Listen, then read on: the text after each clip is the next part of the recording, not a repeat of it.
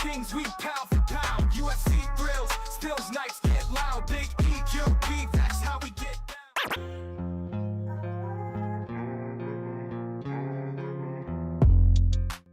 Yo, what's up, everybody? Welcome back to another episode of the GRP.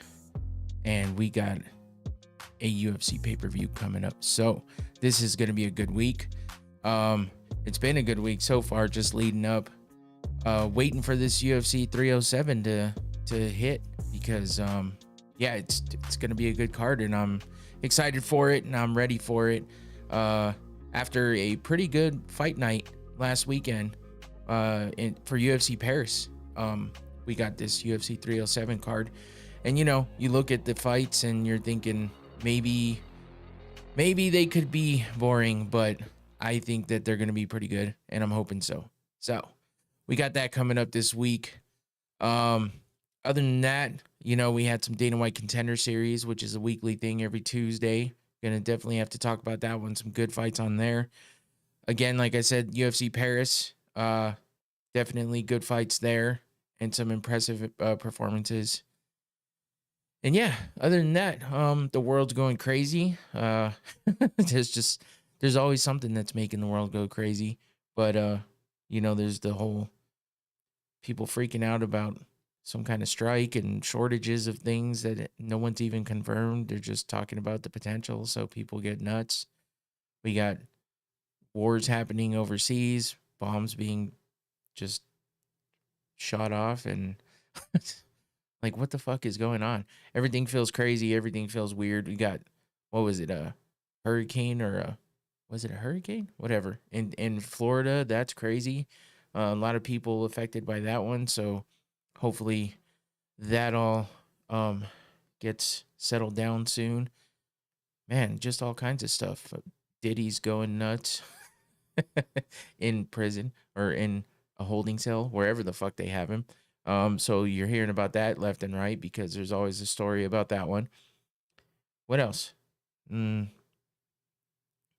can't even think of anything else. But it seems like every day there's something new. So I try to stay focused on what I need to stay focused on. And that might make me ignorant, but ignorance is bliss sometimes. So if I don't pay attention to what I need to pay attention to, then my brain will be scattered in a million different places. And that's not good. It's not good for me. So I stay focused on what I need to be focused on. So, and that's work, that's family, this show, MMA, because, you know, it's just how I pass my time, and it's what I like to watch. So, and then while I'm always constantly thinking about the show, so I got to keep up to date, keep prepped. But as far as in the MMA world, there hasn't been a ton of drama. You know, we had a few weeks, maybe even a couple months there, where it was like nonstop, just Conor McGregor news, John Jones, all kinds of stuff. And it seems to kind of slow down, but yeah, there just hasn't been any big drama, any big happenings. At least nothing that I think is worth really getting into, because, you know, if you need the content, you need to get into it. I understand that people cover everything, absolutely everything that happens at all times, and I wish I could keep up with it that way, but right now I can't. So I stick to focusing on the fights, and the fights coming up, the fights that just happened, and anything else that might come across that I feel like is good for me to cover. So yeah, what can I say? There hasn't been a ton. So we just stick to talking about specifically the fights. That's what we got to do. But helping with that, I always got to, you know, make sure I shout out my sponsor, Noctane Smelling Salts. Keeps me alert and awake, and makes me feel good when I'm feeling tired. And let's see, let me get this going. You can follow that QR code. Go check out their website. It's a pretty cool website. Shows you all the options, shows you everything about the product. But I like to use it to, like I said, stay awake, stay alert. And when I'm driving long distances and I'm feeling tired and sleepy, I take a little whiff of these, and it wakes you up, believe me. And of course, for this show, I like to take them. So, you know, I like to take a whiff of it, and it keeps me it keeps me going and wakes me up. And sometimes I need that. Like I was just telling my wife before I got in here, I'm like, I'm going to the room and I'm gonna go try to find my enthusiasm because sometimes I don't know. I just don't feel like I just don't have it, and I need to because I don't want to sit here and just be monotone and boring. Some people might think I am, but I try to keep it entertaining and try to keep my opinion, to a point where it's uh keeping you involved. So let's hit these real quick. Ooh. Ooh. Yeah, there we go. Noctane smelling salts. Oh man, that was like a delayed reaction. Um, yeah. So the red cap is the strongest, and that's what I like to use. And I was grateful when they sent me over this bottle. So you can also get a kind of a beginner's bottle, the white cap, because yeah, that's just the one that if you want to try it out and see what the smelling salts are like, you get the white cap. If you kind of done it and you don't want to go too crazy, there's a black cap that's like the normal one, and the red cap is the one that hits the hardest, and you can add scents to it, so it's good smelling, and yeah, it's just good stuff. I appreciate the sponsorship because it's something I like to use and I use it every day. So at least once a day, just those times when I'm like, man, I really need to wake up here and be alert. And that's exactly what that does for me. So hit that QR code, follow it, go to their website, check out what they have to offer, check out the explanation of the product. And yeah, everything will be good. Order yourself a bottle and keep Noctane going. And yeah, and I appreciate the sponsorship. If you look all the way down in their homepage, you'll see that it says proudly sponsoring Going Around's podcast. It has my QR code there, leads you to this channel too. Those QR codes are good and helpful. So, see, we got somebody in the chat. Pereira is fucking massive compared to Khalil. Yeah, no doubt. No doubt. But Khalil is big. He's still a big guy. He's pretty ripped up. And he's pretty strong. If you saw social media, man, the UFC puts out a lot of content, and I understand why. But sometimes you're just like, what the fuck are we doing here with this? What are we trying to achieve with this content that they put out? But they have some grip strength fucking like contraption that measures grip strength, and Khalil did it. Pereira did it. Pereira was like I think 20 points lower than Khalil, maybe 18, something like that. But grip strength is only a part of what you need in order for to win a fight. It's going to help you hold people down. It's going to help you with your ground game. But I don't know how much that's going to help you with punching power. Pereira has a lot of that, and we've seen it. So, do we know if that's going to matter? The grip strength? Probably not. I mean, it probably won't matter. It might help in certain positions, but it's not going to help win the fight more than likely. But I mean, Khalil hits hard too, and that's just something we're going to get into and talk about. Khalil did use two hands, and Alex used one. You know what? I noticed that too. So I was kind of wondering if he was just trying to stabilize himself or if he was trying. I'm talking to the chat, by the way. The chat's open. If you guys want to discuss any topics, have an opinion on something I'm talking about, or just want to add to the show, go for it. I try to pay attention as much as I can and react and stuff to it. So right now I have RCN in there who has been commenting so far. So he said Khalil did use two hands. Alex used one. And, like I said, he kind of took it out of frame. So it was hard to tell if he was trying to use it for the extra, grip on it, or if he was just kind of stabilizing his forearm or something. Who knows? But Khalil did seem to use two hands at one point in time. So who knows? Maybe that's what gave him the advantage in that one. But we'll see if that grip strength comes in handy when the fight actually starts on Saturday. So, but yeah, we'll get into a full, preview of UFC 307 coming up this weekend. It's happening in Salt Lake City, Utah. And we seem to get some pretty decent events coming from that area when they go there. But there is elevation there too, so you got to remember that, and it could be a disaster. But I don't think we've had any like what's happened in Denver and Mexico City before. I don't think we've had any disasters like that. If you've been watching the sport for a while, you probably know what I mean. That's where we got sea-level Kane from. Cain Velasquez went to Mexico City and just, man, his cardio went completely away. He didn't acclimate correctly, I don't think so. And then we had some heavyweights fighting in Denver, Colorado, which that was a horrible display, and Dana White was pissed. RCN says, when Khalil dodges jabs right hands, he leans back, squares his hips, which is perfect for a takedown for anyone, including Alex. I don't think Khalil will expect him to go for a sub, and Alex will. That's a good point. I mean, no one's expecting Pereira to go for a sub at all. So if he's looking to capitalize on something like that, then shit. Still gonna.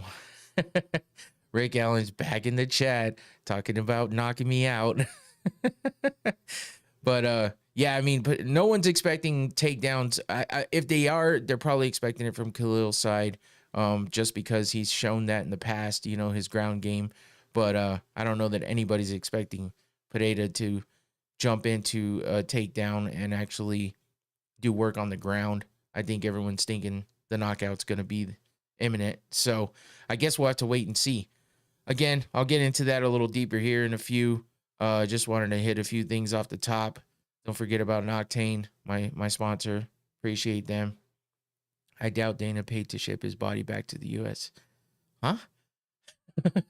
Who are you talking to? Or who are you talking about, Rick? Oh, wait, did they bury Matt Frivola's body in France with all the other... Oh, Jesus. Here we go. He's always going deep into something crazy. But Frivola did get knocked the fuck out real bad. And we're going to definitely talk about that one because holy shit, was that a knockout. Yeah, Frivola's doing fine. So he's okay. But I'm sure his ego is very hurt. And he might not have a lot of confidence right now after that gigantic knockout that he took to Faraz Zaim, I think. But yeah, that was nasty. We'll get into that one here in a few. But yeah, other than that, let's see what else is going on. Not a whole take a joke, bro. You clearly don't understand sarcasm. What do you mean? Oh, what are you talking about? I didn't have I just said here goes Rick Allen with his.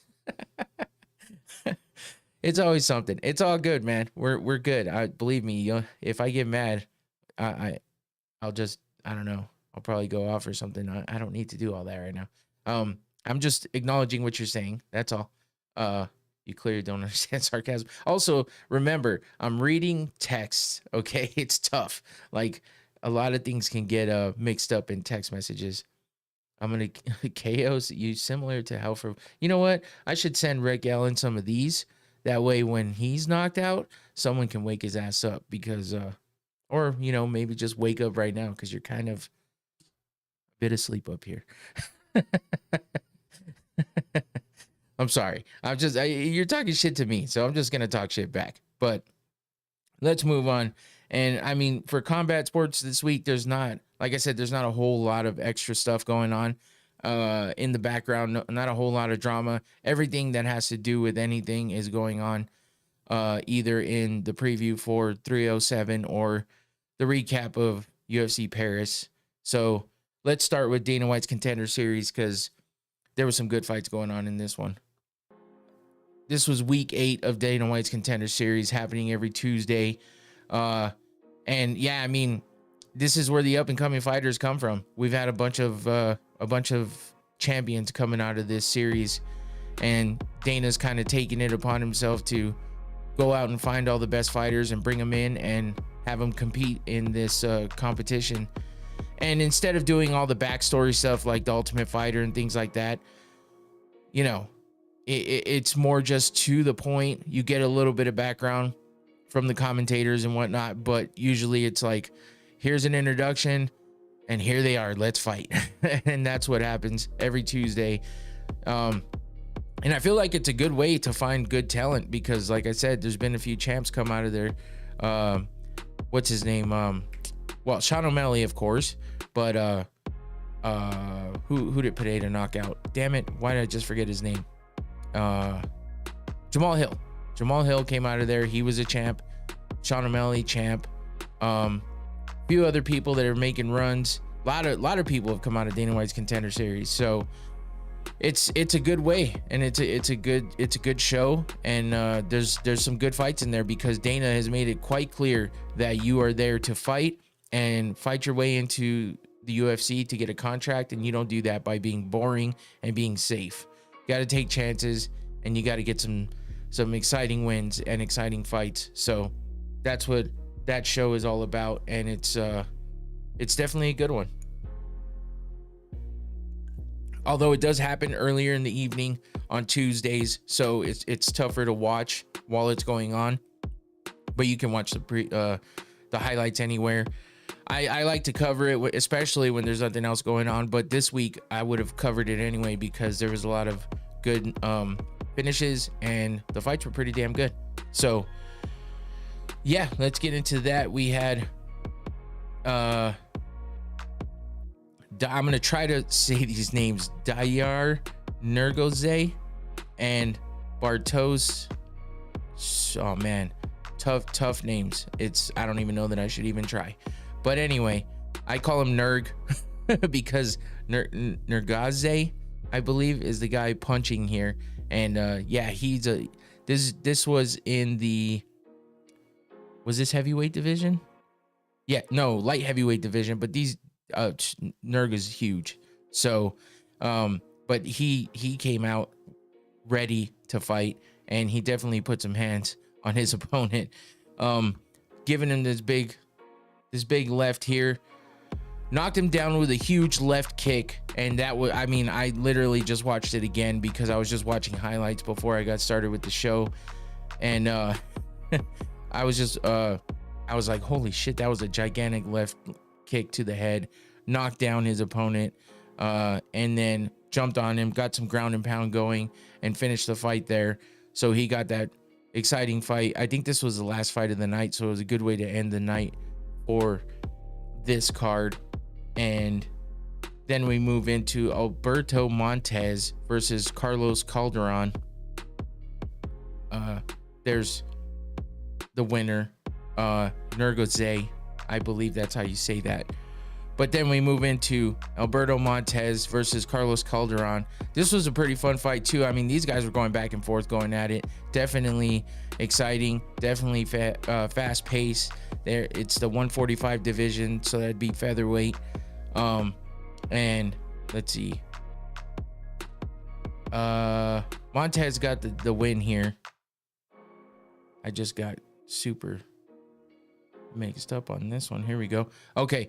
And yeah, he got him to the ground, tied him up, had him in a Peruvian necktie at one point in time, winds up turning it around, getting him into an anaconda choke. And that's where he wound up finishing the fight. And it was in the second round.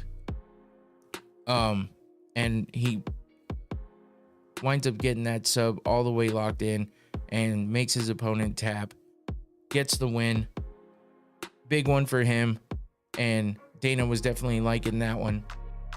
Good action in that fight. Then we move on to David Martinez versus Xavier Franklin. This one was a really good fight on both sides. I mean, these guys went back and forth. It went all 3 rounds. Dana was hyped about this one, and he actually went into the cage to talk to Franklin, because Franklin's the guy with the white hair. He had some kind of weird happy face going on in his painted in his hair, which I was like, okay, that's a choice, I guess. But Martinez throwing lots of strikes, landing well, but he was getting hit as well. Franklin was putting it on Martinez. Dropped him once. I think it was half slip, half drop, but he did catch him at one time, and was able to put enough on him to get him the win in the end. I mean, this was a nice flush punch from him here with the right. There's another right hand landing and a big kick. So Martinez is one of those guys. He was kicking a lot, actually. He was attacking the legs and just throwing lots of kicks that were effective. So back and forth fight. It was good all the way to the end. And Dana even went in and talked to Franklin, like I said, about the fact that he did really well. He had a lot of respect for these guys. Nice little standing ovation for him. And yeah, it was a good fight all the way around. But Martinez gets a unanimous decision win in this one over Xavier Franklin. And then we had the return of Torres Finney. He's fought once before in the UFC. I'm sorry, in Dana White's Contender Series. And Dana just kind of told him, hey, it seems like you need a little more experience. You need to, you know, get another fight or two under you and then come back, which he did. He came back. His opponent, Abdullah Rami. And yeah, this one was a TKO in the first round. So Finney likes to get people on the ground and just punish the shit out of them. He drops heavy ground and pound strikes, and he definitely controls with his legs. He's kind of got that Khabib style, except he's got a lot more power in his hands, and he takes advantage of the fact that he is dominant when he's on top on the ground. And he was just dropping bombs, and you know, he took his back, made him, you know, flatten him out and punish the hell out of him. Even though Arami was trying his best to get out of it, he just didn't have anything to answer for these big ground and pound punches that were happening here. So it's one of those things, you know, if you can't handle being on the ground and you can't find a way to get out, you get frustrated, and then you leave yourself open for those big strikes on, you know, with the ground and pound. And when you got a guy like Finney who's has a big upper body, lots of power in those hands, there's no way out of it sometimes. And Arami just couldn't find a way out. Gets finished in the first round. I mean, he was like 50 seconds away from making it out of the first, but he didn't. So it was one of those things where he got finished on the ground and just dominated. So Finney gets that win there. It was a good win for him in the first round. And then we get to the last fight, Jacoby Smith versus Christian Savoy. This one was good too. Smith was just dominating pretty much. This was a second round finish for Smith, ground and pound TKO, but man, he put everything he had into everything he threw, and it showed. Lots of strikes being landed. I mean, Savoy was able to, you know, land some stuff here and there, but for the most part, Smith just dominated this one. Big uppercut here. I mean, you could tell just by his form there. I mean, he's putting everything behind those punches. He's pretty ripped up too, so it's not hard to see that he's got some power in those arms. Gets a big takedown and throws Savoy on the ground, even though he looks like he's trying to wrap up a submission here. Smith still was able to get the dominant position, land some elbows on the ground, lots of ground and pound, winds up winning by TKO with that ground and pound, and gets the contract. So here's your contract winners for the night. Every fight had a winner. Every fight had a contract signed by one of these guys. So we had Jacoby Smith, Torres Finney, David Martinez, Alberto Montez, and Dayar Nurgazai with the contracts being won there for Dana White's Contender Series. This was week 8. Again, if you're interested in watching this one, you can check it out on Tuesdays. It's on ESPN Plus. It's a little earlier though. It's like, I think it's like 4 or 5 o'clock my time in Arizona. So if you want to check it out, or else you could just go back and watch the highlights, because that's what I do most of the time. It's around the time I'm barely getting home from work and stuff, so it's a little tough to jump in there and start watching right away. But it's a good one, man. And you can find, you know, you can wind up finding a fighter that you like or somebody that impresses you, follow their career, see what happens when they get into the UFC, what kind of first fight they have for a debut, win or lose. You know, a lot of these guys and girls that wind up on getting a contract in the Contender Series, you know, move on and are a force to be reckoned with in the UFC. So it's one of those things that you never know what fighter you're watching that might wind up being a contender or a champion down the road. Some of these guys do it faster than others too. So it's definitely interesting and definitely worth catching some fights here or there if you want to watch some fights during the week.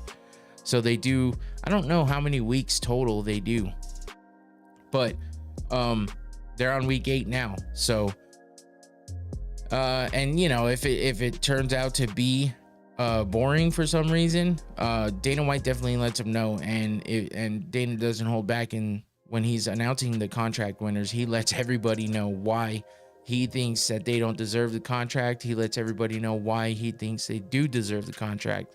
So sometimes he doesn't say much and just says, hey, your fight spoke for itself. Get up here. You're a contract winner.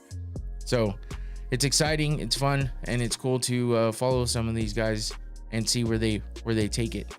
So check that out.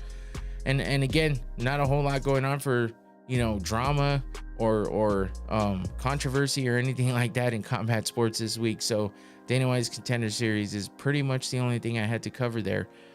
But let's move into, because UFC 307 is coming up this weekend on Saturday, we're gonna definitely have a watch party, because these are gonna be some good fights. I feel like sometimes you just have that feeling where you're like, just looking at this card, maybe they're not the big blockbuster names, but Alex Pereira is just never disappoints. Even when he got knocked out by Israel Adesanya, it was exciting as shit. And that was one of the best like celebrations in history that Adesanya did. So even when Pereira gets knocked out, it's exciting as shit. So you definitely don't want to miss any of his fights, and he's just on a roll right now. And it's one of those things where you want to see this fight. Basically, Khalil has been waiting to get there. He's fought through a lot of adversity and stuff. So you got 2 titles on the line. So we're definitely gonna have a watch party here. So the Technically Unsound podcast is gonna be joining me and Clark again here in the studio. The guys from the podcast will be remote online, but they'll be in the room with us watching. So we'll all be reacting live to all the fights. Lots of fight talk, lots of just funny shit being said, because that's what happens on these nights. We're all having drinks, we're all having fun, and we're all reacting live to all the fights. So, and you know, we got guys from the other podcasts that aren't the biggest fans. Magix is not really a big fan, but he still participates and makes fun of people or asks good questions. And Tommy likes to follow the fights. He used to watch back in the day.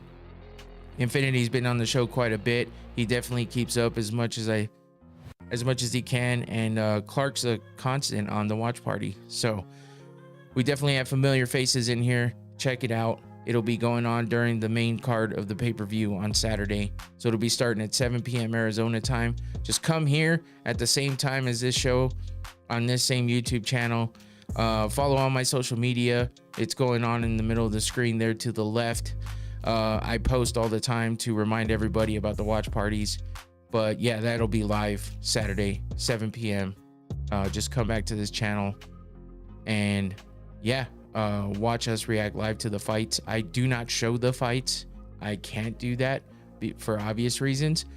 But you can listen to us react to all the fights live and maybe interact with us in the chat, talk about the fights, and don't worry about listening to that commentary, because sometimes it's not the best. So come check out what we have to say about all the fights. It'll be fun. That's happening Saturday. So let's move on to a recap of UFC Paris.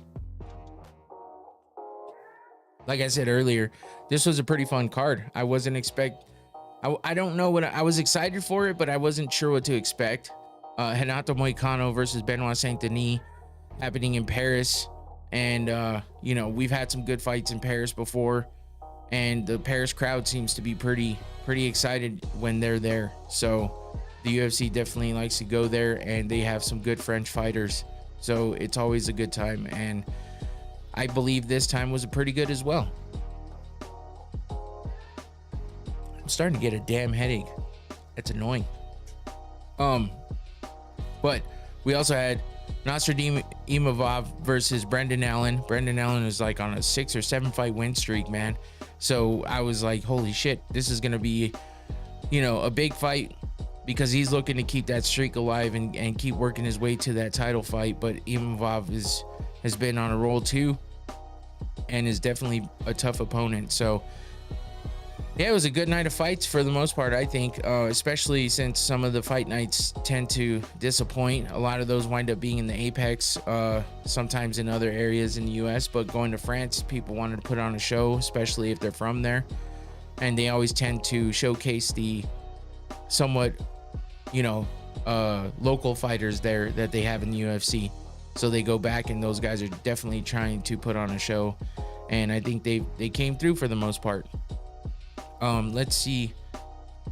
In the lower card, the first fight of the night actually is one that they got the card started off right away with a finish by submission.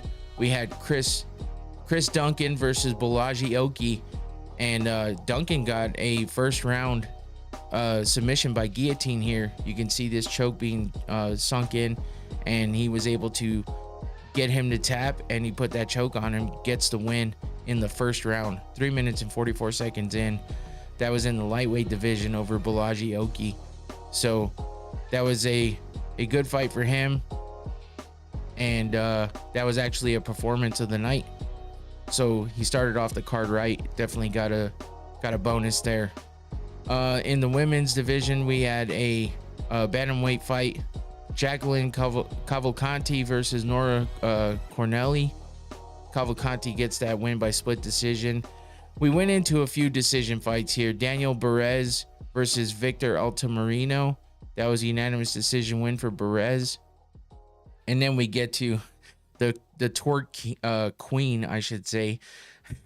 Aylin Perez versus Daria Zelenayakova. Shit. Just another tongue twister of a name. But Aylin Perez coming in enemy territory and getting a win by submission, triangle choke.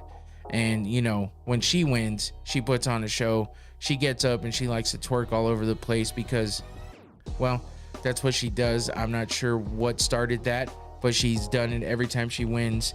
And it was a bit disrespectful this time because, her opponent's on the ground trying to get up, and she legit puts her ass in her face and starts twerking on her. And she looks back and notices that her opponent's not there anymore, still trying to get up along the side of her. She repositions herself and continues to twerk in her face. And there was a lot of people online, fans and other fighters, that did not enjoy that. They had a lot of bad things to say about her. She's also an OnlyFans girl, so she's on OnlyFans, and from what I understand, not shy at all. So if you're into wanting to check out what some of these fighters like to do on their spare time, and with less clothes on, you can go check out Aylin Perez OnlyFans.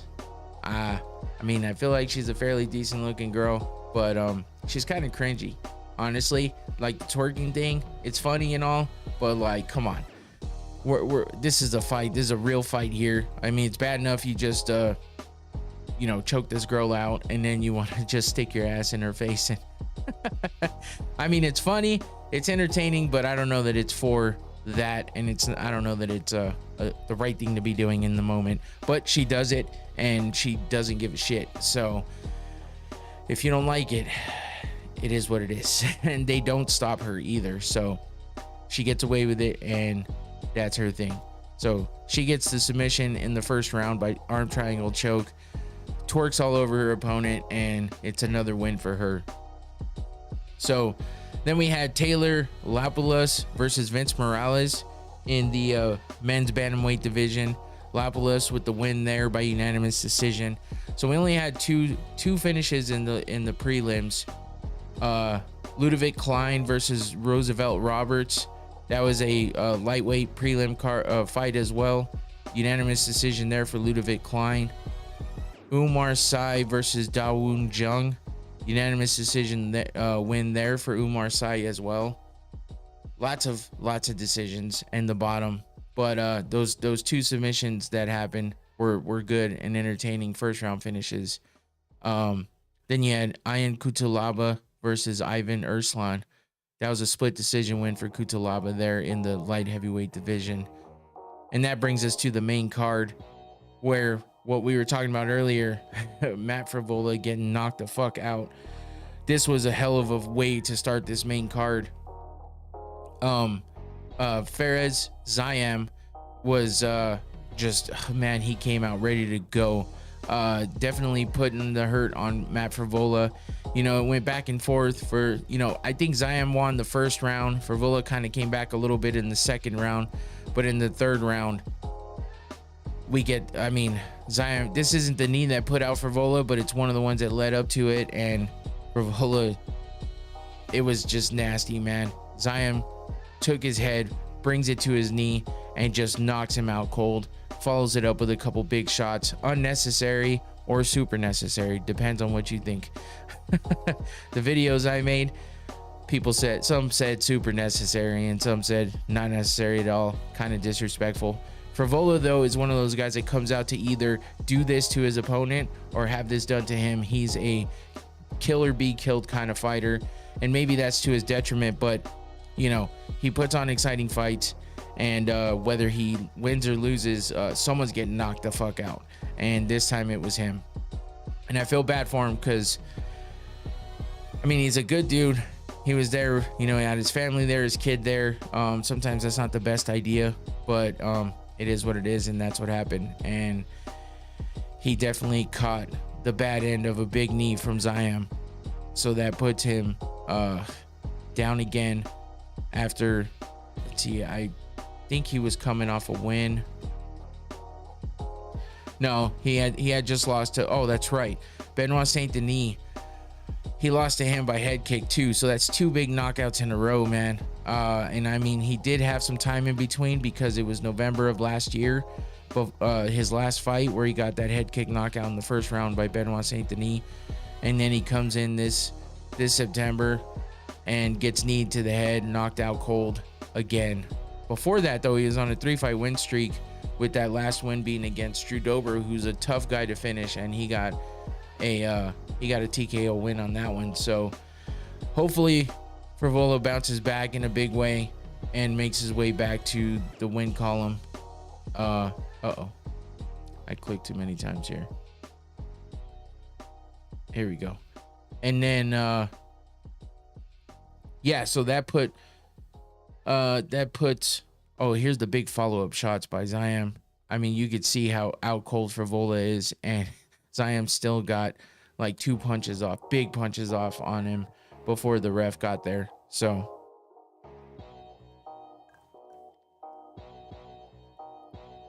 moving on to the next fight, we got Morgan Charrier versus Gabriel Miranda. Another finish here, which is awesome because that's, I mean, the main card was definitely a lot better than the prelims. There was 2 decisions and 3 finishes in the main card. 4 finishes and 2 decisions. But all the fights were pretty damn good on the main card. So that's why I said I felt like this was a pretty damn good card. Morgan Charrier gets the win by TKO over Gabriel Miranda, and he definitely gets that left there. Has some big ground and pound over Miranda, and gets the win. 27 seconds into the second round, Charrier gets the win over Miranda and gets a performance bonus as well. So you know that was a good one. Let's see, Zion of course got the performance bonus too with that big KO of Matt Frevola. That was undeniable. I mean, if they didn't give him that, holy shit. I don't know what they would be thinking on that one.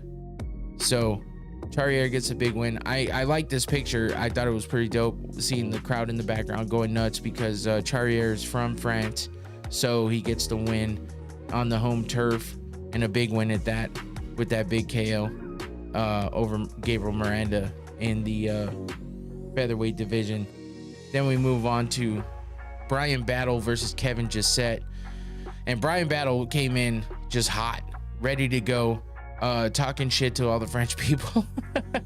From the beginning to the end, he was not having any of it, the booze or nothing. Brian Battle was like, fuck this, I'm coming in, I'm beating your guy, there's no way I'm letting him beat me. And he followed through, because in the second round he got the TKO win by punches.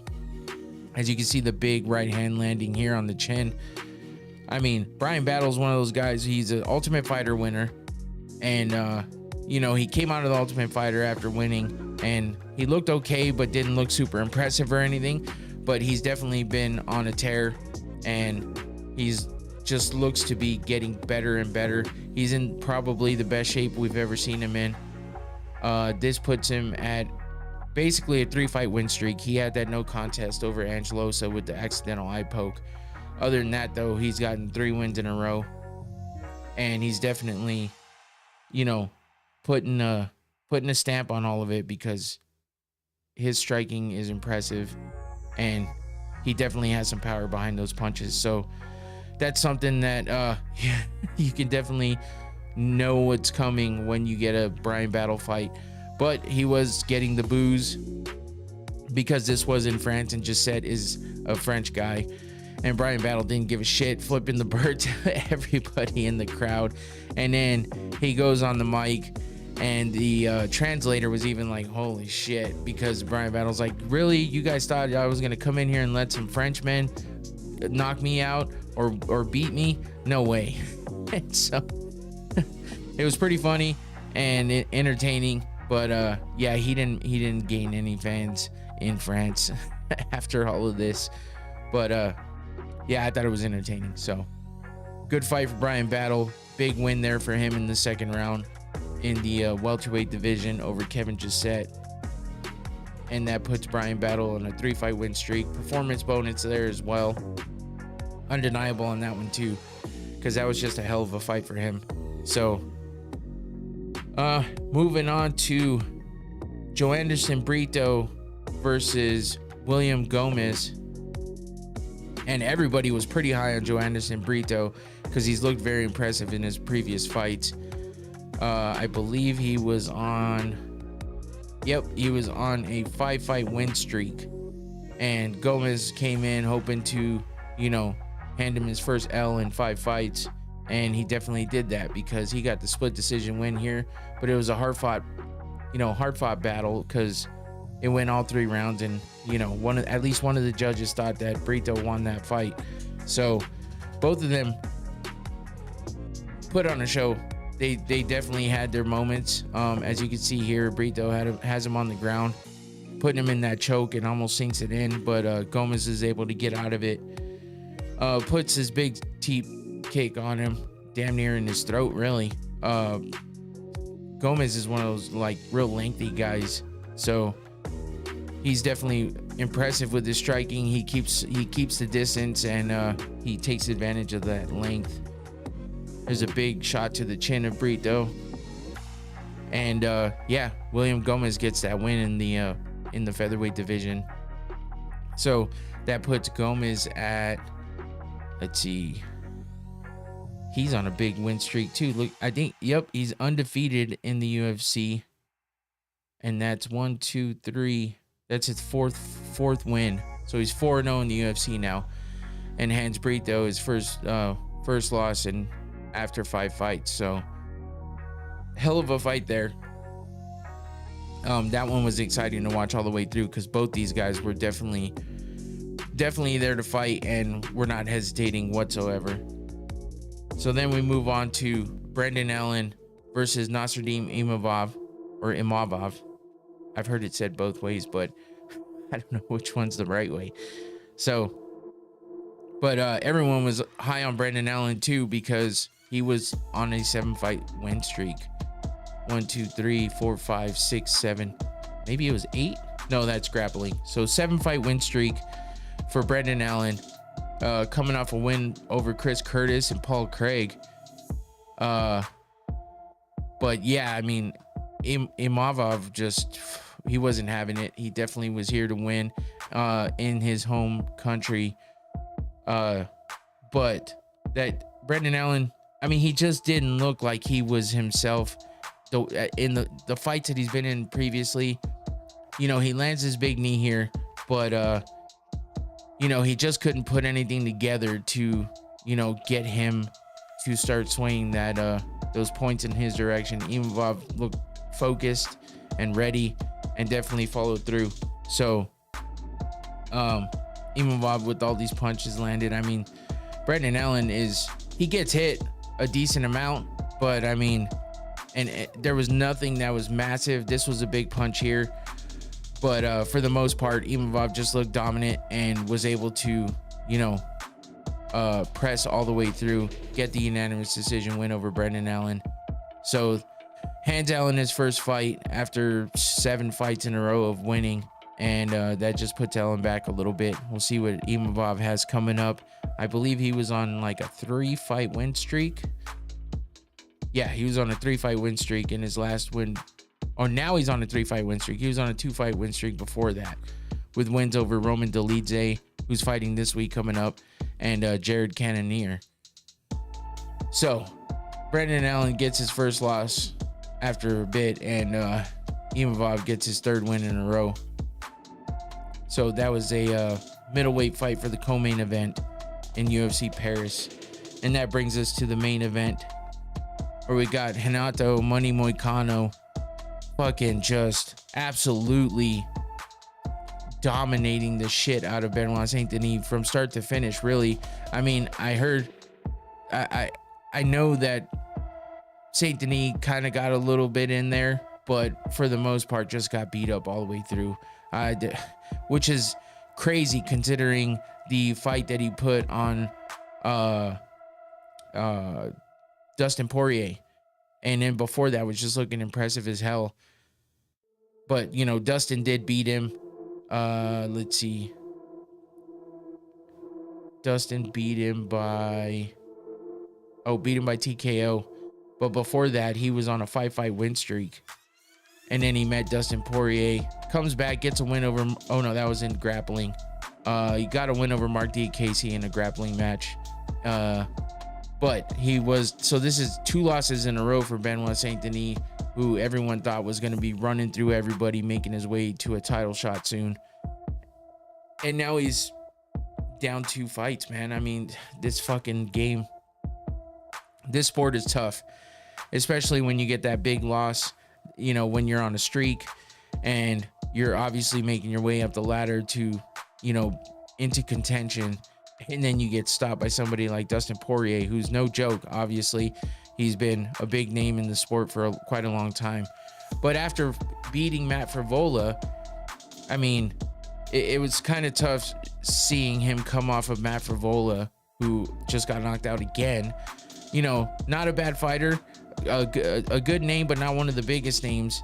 And then Benoit Saint-Denis gets thrown into a fight with Dustin Poirier, which everyone was kind of like, oh shit, we don't know if Poirier can really overcome what Benoit Saint-Denis been doing.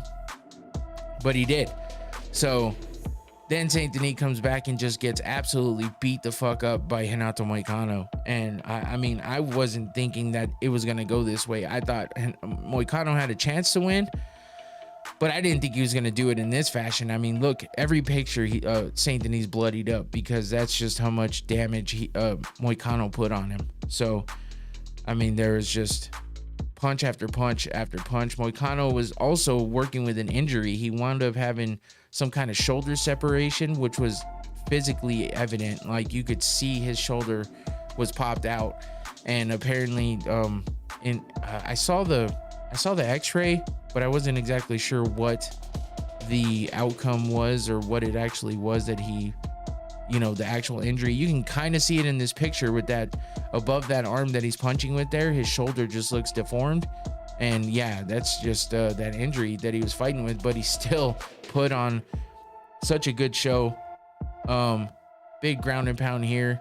He had Saint-Denis in full mount and just continued on with the dominance. So big elbow right here by Moicano, and winds up getting the doctor stoppage because of the eye of Benoit Saint-Denis, probably from some of these elbows on the ground.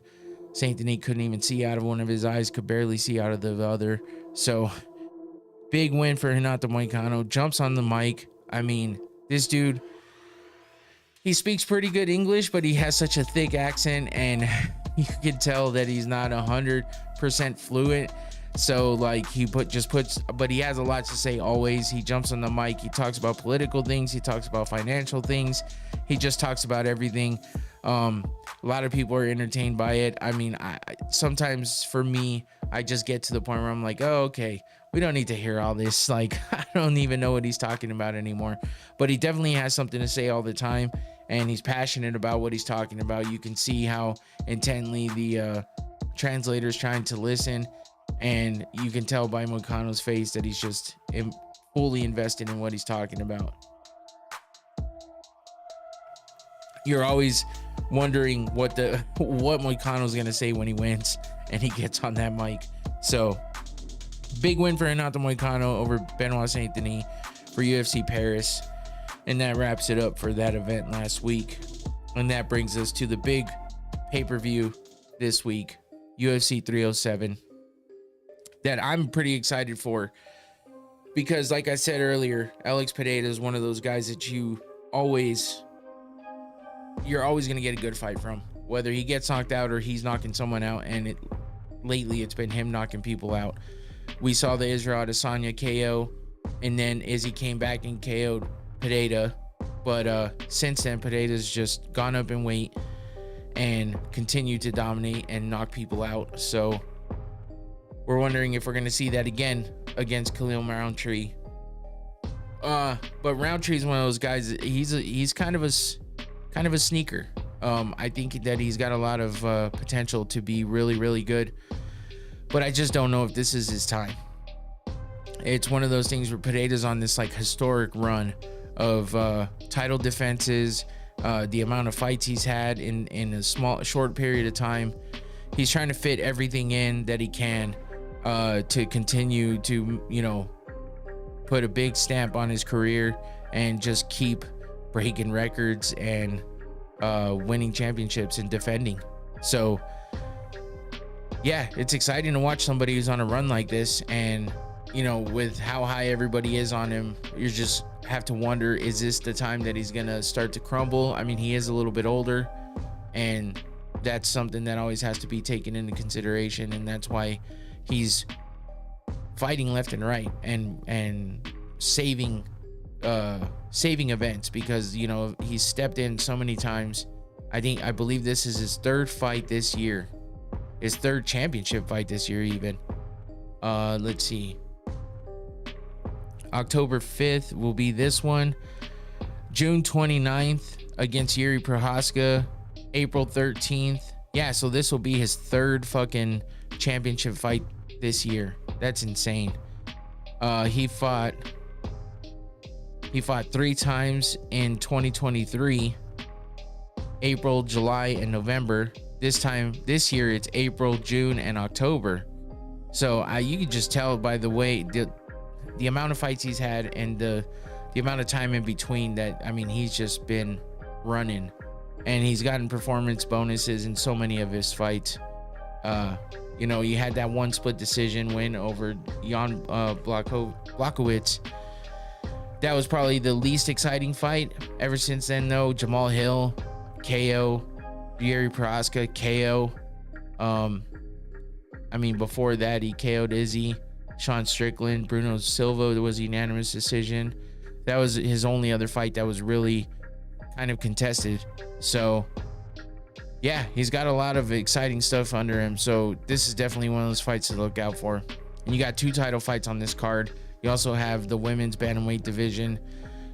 Juliana Pena versus Raquel Pennington. Raquel Pennington being the title holder at the moment, and Juliana Pena being the big mouth, former champion, trying to come back and get her belt back, and just doing all the talking you can expect from her. So as you can tell, I'm not high on Juliana Pena, but yeah, I don't know. We'll talk about that fight coming up here soon. Let's look at the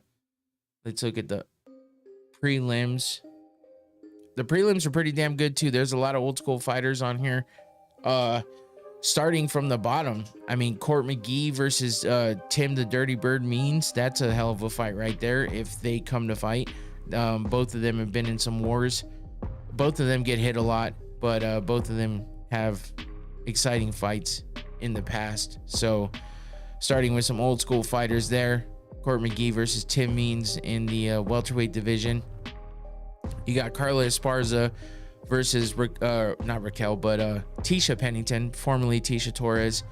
She got married to Raquel Pennington, and they have a kid now. So now she's Tisha Pennington fighting Carla Esparza, who is retiring after this fight because she just had a kid of her own, and I believe this is her first fight back since having that baby.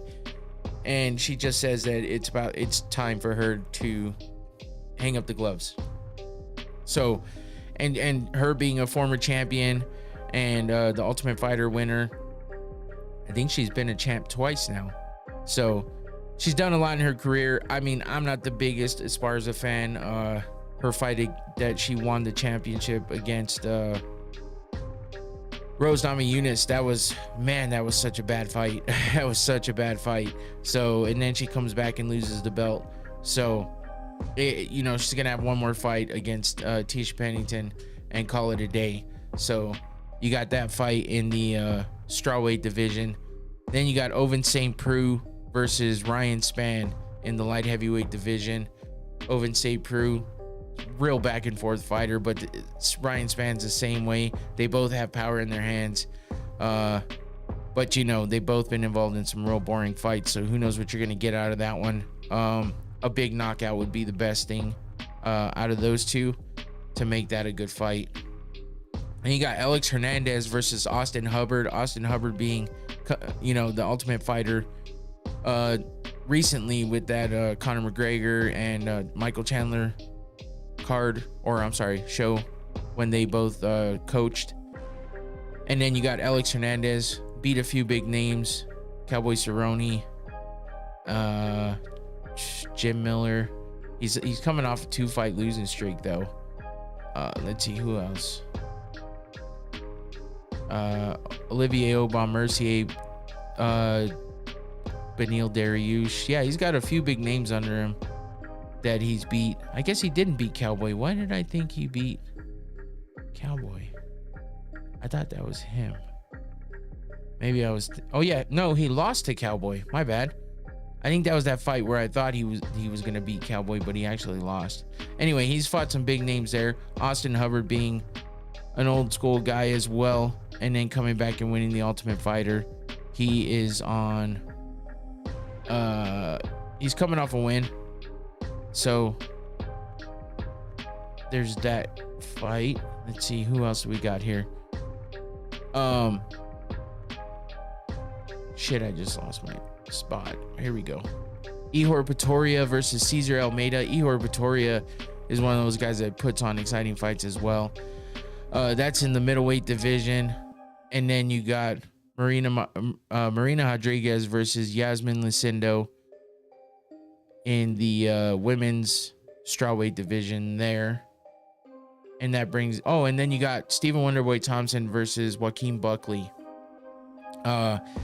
With Wonderboy, he's a counter striker. So sometimes, unless Buckley's willing to commit, it could be kind of boring. You never know. I mean, think about that Tyron Woodley Wonderboy fight. That was bad. But Joaquin Buckley's one of those big shit talkers. Kind of has beef with a lot of people, including Kevin Holland, so who's on this card as well.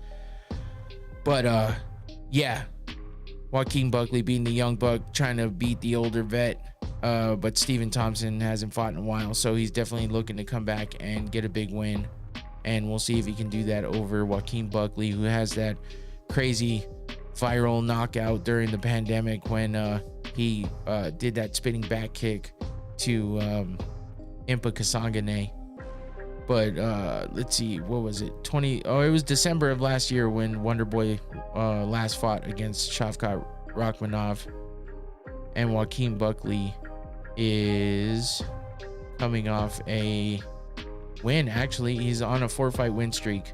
So he's looking to extend that win streak against Stephen Wonderboy Thompson. And that brings us to the main card. Roman Dolidze versus Kevin Holland.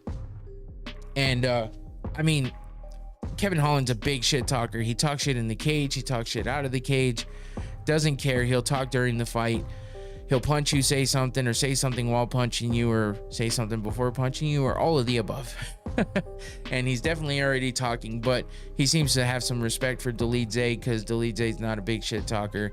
In the press conference earlier today, there wasn't a whole lot going on. Holland's trying to check Dolidze, and Dolidze's one of those foreign guys who just kind of doesn't give a shit. So, but it was definitely it wasn't a big entertaining press conference, unfortunately. So I hope the fights are a lot better than the press conference was. They kind of cut it short too, because I think they were like, this is getting stale. But we got Roman Dolidze, 13-3 overall, 7-3 in the UFC, 7-0 in that KO TKO column, and then 3-0 in submissions, 3-3 by decision. Coming off a win. Kevin Holland, a lot of fights under his belt, 26-11 overall, 13-8 in the UFC. We got 13-1 by KO TKO, 9-3 in submissions. Losing record in that decision column, 4-7. He is coming off a win though, so neither of these guys have the best record by decision, but those KO TKO wins for both of them look pretty good, especially Holland with those 13. He has lost once though, in that category, but Dolidze is undefeated on the feet, so we'll see how this goes down. Hopefully it's a good striking contest, and they put on good fights. Dolidze is coming off a win over Anthony Smith, where he got a unanimous decision win there. Before that, he was on a 2-fight losing streak to Marvin Vettori and Nasruddin Imavov.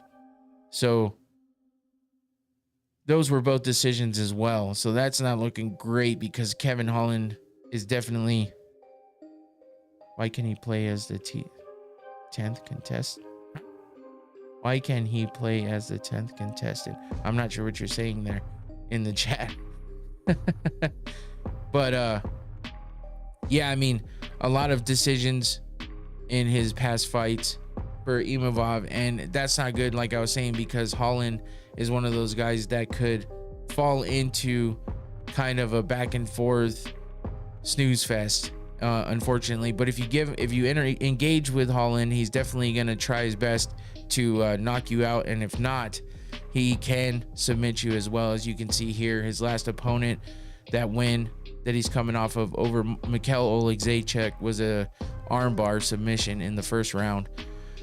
But before that, a couple decision losses to Michael Venom Page and Jack Della Maddalena, and then a submission over Michael Chiesa and a TKO to Ponzinibbio. So mixes it up quite a bit, and you know, if you give him the chance, he's gonna definitely put on a good show if he has the right opponent. We'll see what Dolidze wants to do. Moving on to the women's division, in the bantamweight division, we got Kayla Harrison, the former LFA. What am I saying? The former PFL champion, multiple time champion, winner of their tournaments, multiple $1 million winner over there, versus Ketlin Vieira. And Kayla Harrison had a lot to say in the press conference earlier, because Juliana Pena's of course barking at her, and Ketlin Vieira and her were going back and forth a little bit. But Vieira is a Brazilian, and she doesn't speak English, so it was kind of tough going back and forth with the translator. But she was definitely being more vocal than I've seen her be before, and Harrison just kind of takes everything, you know, lets it roll off her back, doesn't really care. She'll respond, but she doesn't get too involved, even when Juliana Pena's just talking mad shit. So Harrison's putting everybody on notice, saying, hey, just keep my belt warm because I'm coming for it. And of course, you know, Juliana Pena takes offense to that, but she didn't even have the belt yet. So, but Kayla Harrison, 17-1 overall, 1-0 in the UFC, with her only win being over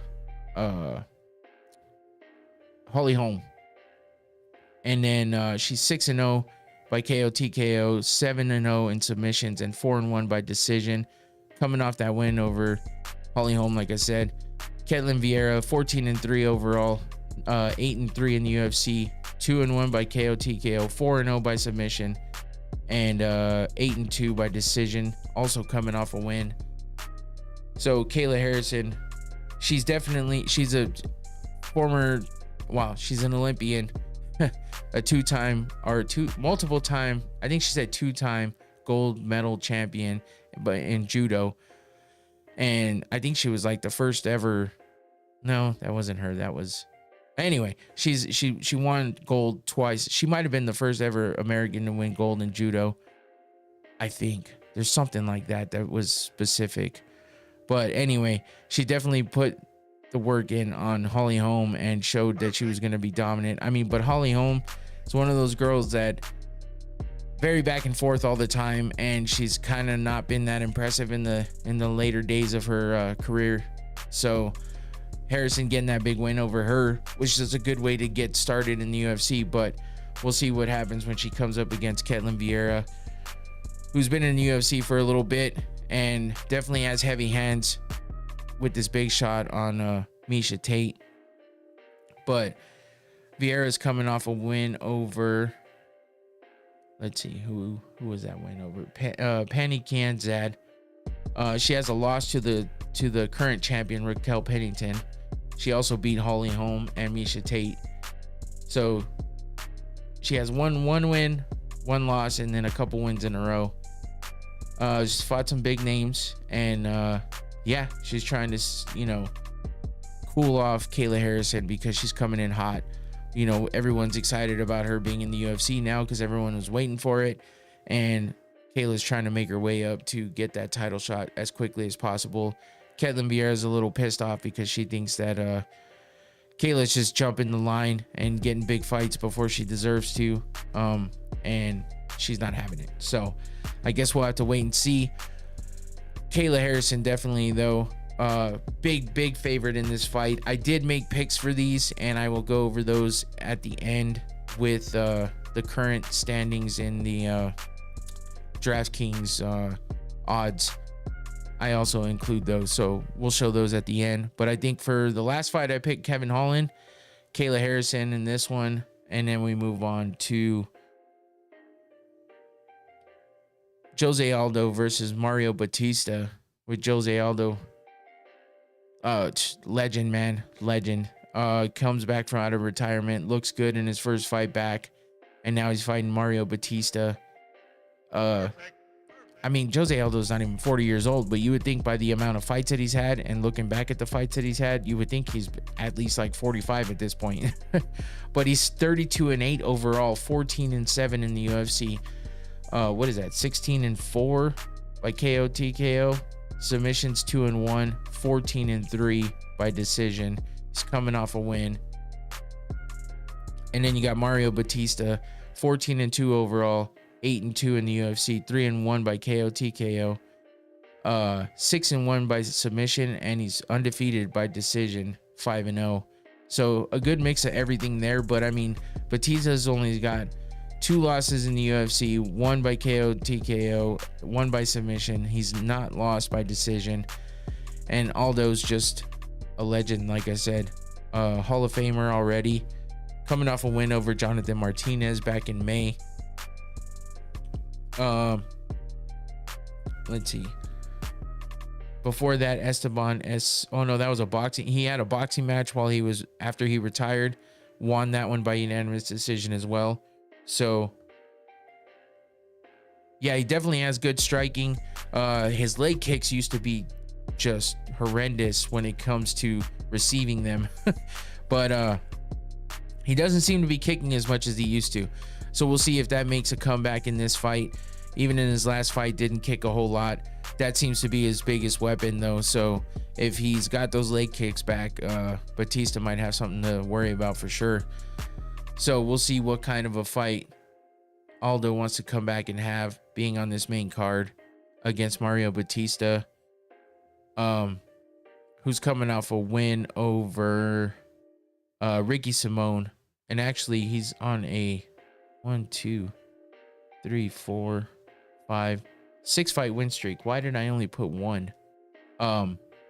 Anyway, wins over Ricky Simone, Damon Blackshear, and Brian Kelleher. I mean, a lot of fights. I mean, a lot of pretty decent names there.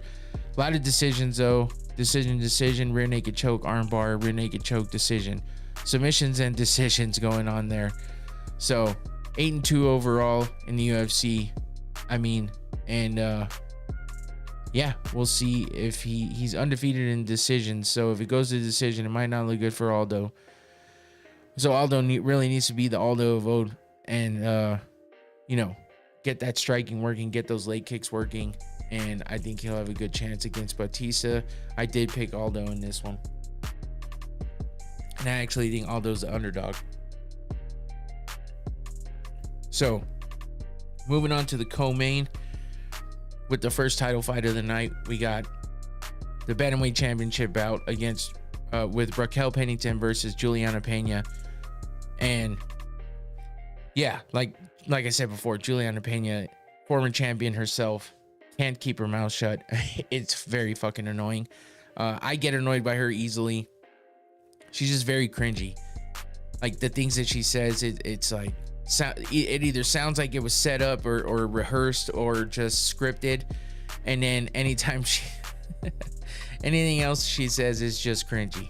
So I don't know, maybe it's my own personal thing. Clark, who's going to be here for the Watch Party podcast on Saturday to watch these main events live and react to them, he's a big Juliana Pena fan. So we're going to be on, well, we might not be on the opposite sides of this one, but I'm going to have to tell him to shut up multiple times because he is a fanboy for Juliana Pena.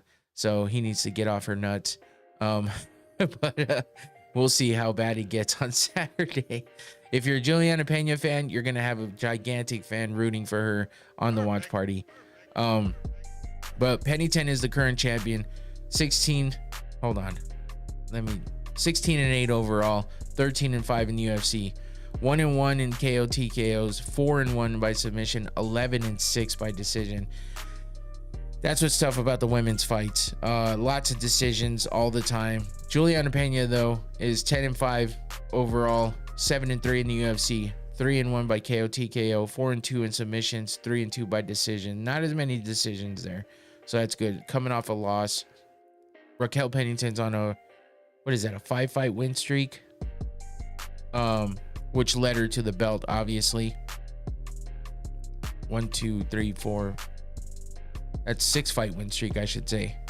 So I mean, but Pennington has fought and beat a lot of really big names. I mean, she lost to Holly Holm, but then she went on this big win streak that led her to the belt. Marion Renault, Pannie Kianzad, Macy Chazon, Aspen Ladd, Ketlin Vieira, who's fighting in this card as well, Mayra Bueno Silva, and that's where she won the belt because it was the vacant belt when Amanda Nunes retired. So yeah, she has. And then I mean, if you look back, Irene Aldana, Misha Tate, Betch Correia, Jessica Andrade.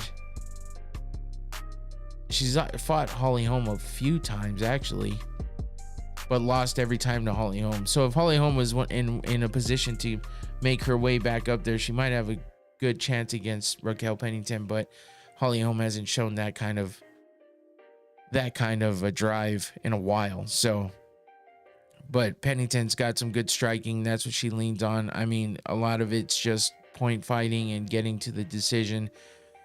And, you know, she's had a mix of fights. I mean, boring fights, but some good, you know, exciting fights as well. Lots of decisions. Like I said, her last finish was in 2021, which was a guillotine against Macy Chazon. Everything else has been a decision. So there's always that chance that we get the boring fight or just a really long drawn out fight that goes to decision with the women. But you never know, because Juliana Pena has a fire under her, as always. Whether it's a good one or a bad one, you never know. But she definitely comes out and she's ready to talk a lot of shit and try to back it up. But she doesn't always successful, obviously. But she's looking to get that belt back, and she hasn't fought since 2022. She had a canceled belt against Nunes in 23 because she got injured again.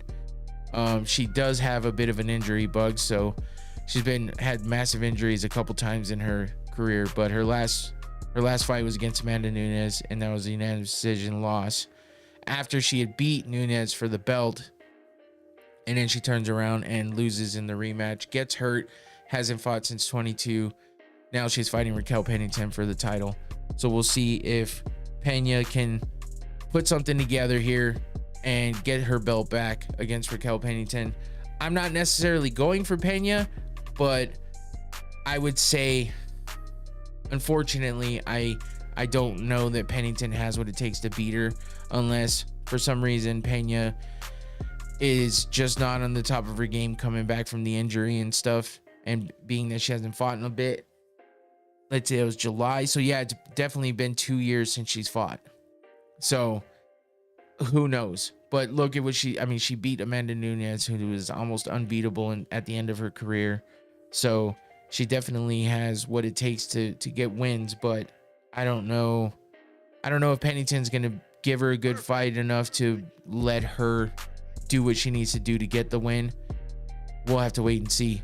But I've seen Juliana Pena be very dominant with the wrestling, grappling, and take control of fights in her direction. So Raquel Pennington, I've seen her get stifled, I've seen her fold up, and we've seen her kind of quit on the stool too, which, don't get me wrong, Pena, they said this in the press conference earlier, that they both kind of had a thing against Nunes where they weren't so happy about what happened.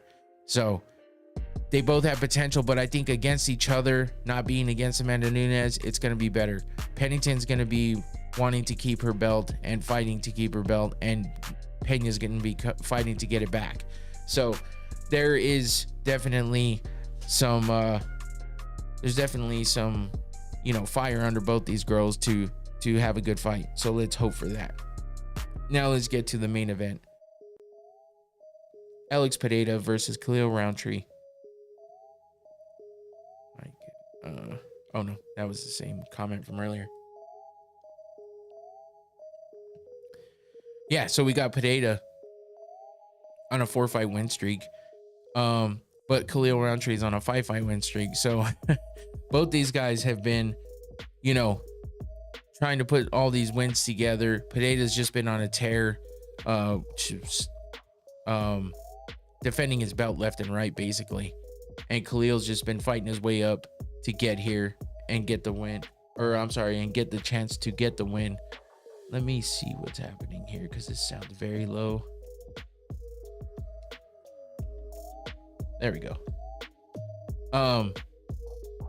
But Alex Pereira is 11-2 overall, 9-1 in the UFC, 9-1 by KO TKO, 0-1 in submissions, and 2-0 by decision.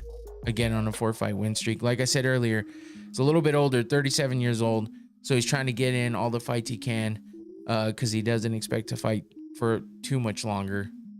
Those are his words. But Khalil Roundtree's 13-5 overall, 5-5 in the UFC, 9-2 by KO TKO, 0-1 in submissions. Both of them are 0-1 in submissions. That's crazy. 4-2 by decision, and on a 5-fight win streak. So Pereira's last fight was against Yuri Prohaska, where he got that big head kick knockout. And that's the thing with Alex Pereira. You never know. Those leg kicks are killer. His left hook, killer. And then he's got a high kick that he can knock you out with too. So it's like all the way around, he's dangerous as fuck. I mean, he's got power in his hands, power in his feet. And, no one's ever really kind of pressed him too hard with the grappling and wrestling, which everyone keeps saying that's the way to beat him. Jan Blachowicz probably gave him the most trouble in that oh man, I keep losing what I'm trying to say. Probably gives him the most trouble in that area so far. So here's that big left hook against Adesanya that started that knockout, which was unfortunate because I like Adesanya. But you got this big knee here. That's what I'm saying. Elbows, knees, punches, kicks. Pereira's kind of got all of it. And he's dangerous as fuck no matter what he does. This was against Jamal Hill. After Jamal kicked him in the nuts, he waves off Herb Dean and tells him, no, we're good. Jamal's like, okay, I guess we're good. He kind of gets a little position, comes in with this uppercut and knocks out Jamal Hill. So that's how he won that light heavyweight title. Impressive shit, man. I'm sorry, that's not how he won it. He already had it. This was Jamal Hill trying to win it back. I forgot, after his injury. So he beats the former champion, and in a big way too. So It was a pretty quick fight. It didn't even look like the most devastating punch ever. It was no like Francis Ngannou versus Alistair Overeem kind of uppercut where he almost takes his head off. But I mean, he definitely landed that uppercut, knocked him out, and it was over. So, like I said, just any which way he does it. This was that head kick knockout against Yuri Prohaska in their last fight. So fighting fighting champions, I mean, former champions, just everybody. After he went from the middleweight division, became champ there, moves up to the light heavyweight division, becomes champ there, fights former champions, beats them. Crazy.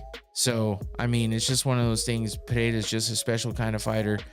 And on a 4-fight win streak, looking to extend that and to get another championship title defense under his belt against another big name opponent in Khalil Roundtree, who for the longest time wasn't that impressive. I mean, he was, but he wasn't. And then he went to Thailand and he came back a whole different person, and he's been on a tear ever since. So he's one of those guys that I guess he was like 300 plus pounds back in the day and found MMA, wound up getting in better shape, and then became a fighter and winds up in the UFC. So that, and then he winds up going in the middle of his career to Thailand and comes back and is just like a whole different fighter. So he's on a 5-fight win streak right now with wins over Modestas Bukakas, Carl Robertson, Dustin Jacoby, Chris Daukaus, and Anthony Smith. So, I mean, he's got kicks, he's got punches. I mean, he's kind of has it all too. He just does it differently than Pereira does. Pereira is very stoic. Khalil comes out, he's very fast. That speed is something that Pereira is going to have to figure out right away, because Pereira, like I said, very stoic, very calculated with his movements, but like, is the speed there? Is his defense for that speed there? Because Khalil's very fast. And I mean, this is just a nasty body kick while he's on the ground. But he went to Thailand and came back and was definitely ready to incorporate that Muay Thai into his fighting, and he showed it right away with this stance, with his speed, with his striking. So he's definitely ready, I think, to fight for the belt, but I just don't know if he has what it takes to get past Pereira with just this historic fucking run that Pereira's on right now. But I mean, you never know. It seems like at the moment, Adesanya is the only one that can get the best of Pereira. No one else has really done to him anything close that Adesanya did. So, but we've seen him get knocked out, right? We've seen Pereira get knocked out, and we've seen Khalil knock people out. He knocked out Anthony Smith with the uppercut, and then a straight left to Daukaus. It was a split decision against Jacoby. Punches and kicks against Roberson, and then a side kick to a knee against Bukakas. So a lot of finishes there. All of them finishes, actually. No decisions. Same with Pereira. So, this has potential to be a super, super good fight, or a very fast fight. You never know. So with these light heavyweight guys, especially two strikers who definitely like to stay on the feet and exchange punches, and both of them have potential to knock people out quickly. So I guess we'll have to see. But I do have Pereira in this fight. The last one I forgot to say, I think I said it somewhat, that I had Juliana Pena, but I'll go over all my picks here in just a minute. But Khalil's looking to, get the belt away from Pereira, and more than likely have a, quick turnaround, unless it's a very nasty knockout. You never know what you're going to get from two big strikers like this, so it very well could be. So this should be a good one. UFC 307, Salt Lake City, Utah. We've had some good events there before, and the only bad part is the elevation. So we gotta hope that nobody has trouble with that elevation, and everybody's in good condition and ready to fight, and we get a good card out of this. So are we gonna see two new champions the way that we saw last fight during the Sphere card, where Merab gets the belt away from Sean O'Malley, and then What was the other damn fight? Why am I blanking? Oh my God, completely blanked. Anyway, 2 titles changed hands in the oh my God, I can't believe I forgot. 2 title changed hands in the last pay-per-view. So we'll see if that happens again in this one. I have to look this up because I cannot remember and it's killing me. Oh, it was the women's strawweight. Yeah, because Alexa Grasso lost to Valentina Shevchenko. So we had 2 title fights that went the opposite direction, and and you for both fighters in that one. So will we see that again? I think Juliana Pena has what it takes to take out Raquel Pennington.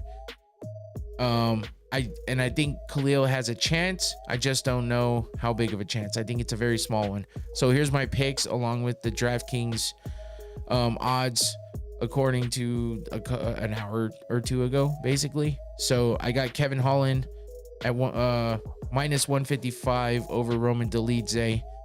Kayla Harrison's a gigantic favorite, minus 1050 versus Ketlin Vieira. We got Jose Aldo, minus 124 favorite over Bautista.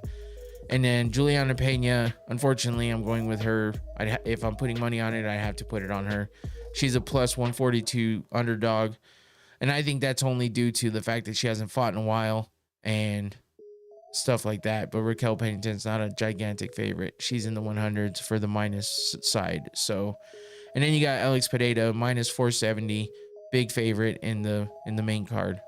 Those are my picks. I have the money on next to the main card parlay because I will put money on this parlay, and I might actually make up a couple other ones. Who knows? But I always like to throw my picks out there, and if I have the money next to the main card parlay up there, that means I'm actually putting money on it. So do what you will with these picks. I don't have a great record for picking fights.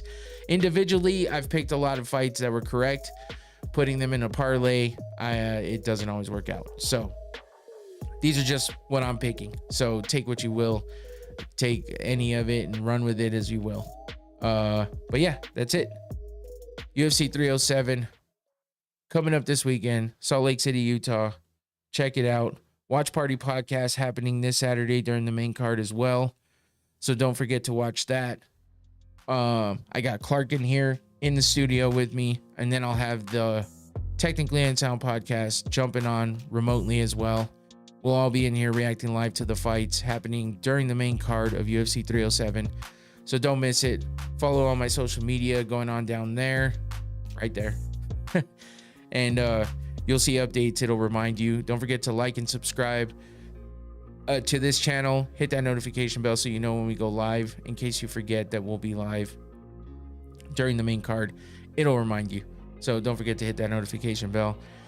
Technically Unsound podcast, we're changing it up. We're going 1 day a week from now on. So it'll be live on Wednesdays, 7 p.m. Arizona time until the time changes, and that'll change. But go over to Technically Unsound podcast YouTube channel and subscribe over there as well if you want to hear me and the other guys from the podcast talk about things other than MMA. If you want a small sample, you can come watch the watch party on Saturday because they'll all be in the room with us watching the fights and reacting live. So go check out Technically Unsound podcast every Wednesday from now on at 7 p.m. Arizona time. Don't forget to come back here every Thursday. We'll recap all this next week and go over any combat sports news and any other events coming up for the week after. Yeah, enjoy the fights. Don't forget the watch party on Saturday. And have a good weekend. That's it for me. I'm out of here. Take it easy. Peace.